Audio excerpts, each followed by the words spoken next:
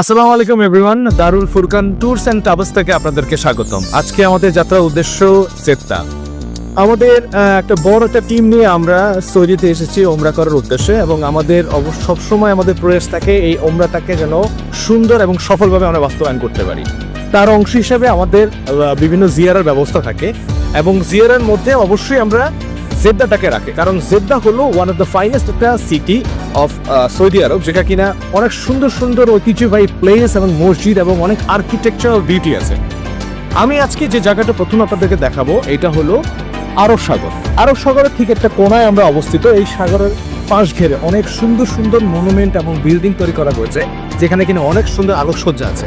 এবং এই আরব সাগরকে কেন্দ্র করে বিশ্বের সব দেশ থেকে অলিম্পিয়াসও মানুষরা আসে এই সাগরটা দেখার জন্য, কারণ এই সাগরের ঠিক পাশেই আছে একটি মসজিদ, যে মসজিদের একটা অংশ সমুদ্রের মাঝখানে, আরেকটা অংশ ভূপৃষ্ঠে।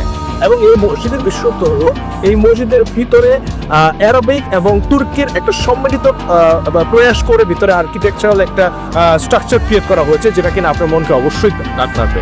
এবং এই পার্কটাকে ঠিক পাশেই আছে সুন্দর, এই সাগরের ঠিক পাশেই আছে পার্ক, যে পার্কে বিভিন্ন রকম খেলার ব্যবস্থা আছে এবং লাইটিং এর ব্যবস্থা আছে, যেটা কিনা ছোট ছোট বাচ্চাদের এবং ফ্যামিলিকে অবশ্যই সময় ব্যয় করতে খুব সহযোগিতা করবে।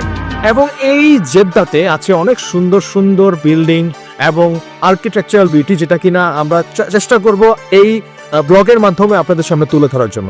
আজকের জন্য আমি বিদায় নিচ্ছি, সানিউল ইসলাম। আশা করি সাথে থাকবেন। ধন্যবাদ।